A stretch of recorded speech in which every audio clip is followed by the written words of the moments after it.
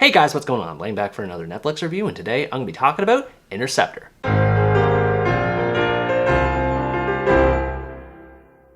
Interceptor is an Australian-American action drama that tells the story of J.J. Collins, a U.S. Army captain who arrives at one of two remote interceptor bases designed to eliminate nuclear missile threats after the other is disabled by terrorists. As she looks into the threat, the rig she is on is suddenly hijacked by more terrorists. After assessing the situation with her superiors, JJ accepts that she must use her military training to outwit and overcome the terrorists, so that she can regain control of the rig and prevent a nationwide nuclear attack from Russia to the United States. Its generic premise didn't inspire much confidence for me after first hearing about it, and it only got worse after I started watching it. It's not the worst action flick I've seen, but it's so uninspired with its dull characters and paint-by-number story that it's not really worth talking about at length. To begin with, Elsa Pataky's performance as the protagonist JJ is okay for the most part. She does a decent enough job at nailing the more emotional moments in the story, and it's clear that she put a lot of effort into her physical fitness, so she looks great in the action scenes too. Despite this, though, her character is little more than just another ordinary action hero. Some background is given into how she was sexually harassed during her military career, but the movie barely does anything with this idea outside of 2 or 3 passing remarks. It's never focused on long enough to get a sense of how it affects JJ and the main story at hand. I did think it was interesting with how the filmmakers portrayed an immigrant in the role of a military action hero, but I also felt like there was something missing in this respect.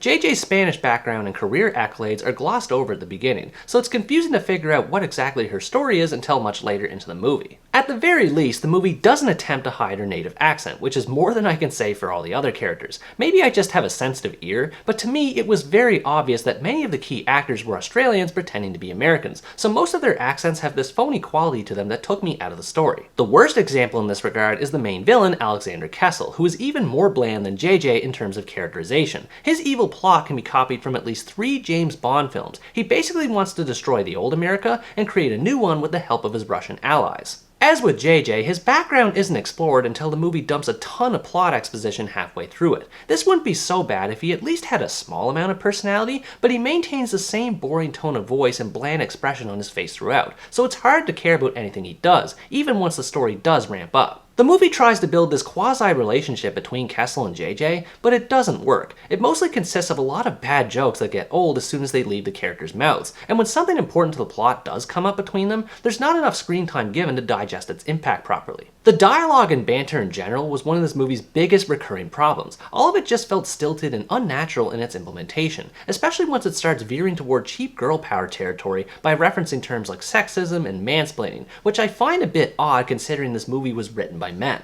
Now, I'm not saying men can't write good female characters, it's been done well before, but this movie's dialogue does not do JJ any favors. Sexual references are made everywhere from casual chat about poker to talking about second dates with villains. All of the lines feel like they're coming from a late 80s or early 90s action flick, and a bad one at that. When one gets past the silliness of the dialogue being exchanged, there's not a lot to take away from the movie in terms of story. I know not every movie's gonna be 100% original these days, but the America Saves the World from Russia plot was already done to death several decades prior, so the fact that it's being done here again is quite baffling to me. And that's if the plot even manages to take off in the first place. Most of this movie takes place in and around one room, the command center of the Interceptor station, which means that most of the time the characters are either standing or sitting around telling lame jokes to each other while they try to figure a way out of their circumstances. There's a lot of movies that take place in one spot, such as Lock, Buried, and Oxygen, just to name a few. But with those movies, the tension escalates over time as the stakes of the story are rising. Meanwhile, this movie is agonizingly slow in its pacing as characters barely accomplish anything.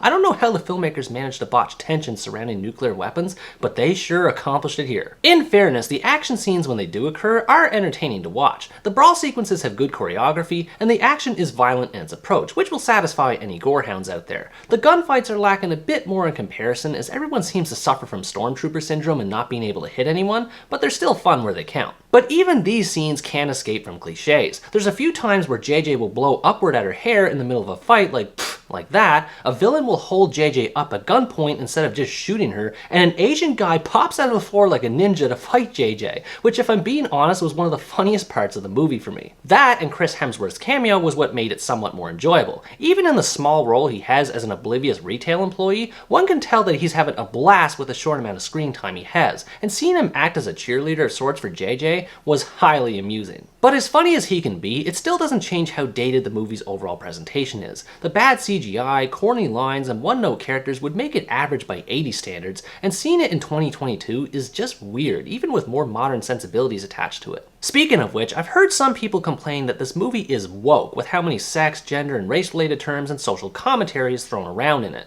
I definitely see where they're coming from, but to me, the movie is more so just bad than anything else. Overall, Interceptor is a subpar action flick that approaches its story and characters with little in the way of originality or enthusiasm. If you enjoy action movies and you're looking to watch a typical save the world plot, you might get some enjoyment out of this, but honestly, after having been spoiled by so many other great action movies, this one feels like a downgrade. Elsa Pataky's performance and some of the action scenes are fun in parts, but the blandness and cheesiness of it all adds up to an uninspired mess. It's nice that real-life couple Elsa Pataky and Chris Hemsworth were able to come up with an idea for a movie to make together, but not every idea is a good one, and this is an example of that fact. What did you think about this movie? Did you enjoy some of the action scenes, or were you annoyed by how cliche it ended up being? Let me know in the comments below. Anyways guys, that's going to wrap up my review of Interceptor. Thanks for watching this video, I hope you enjoyed it, and as always stay tuned for the next part, where next time I review the American sports comedy, Hustle. Bye bye!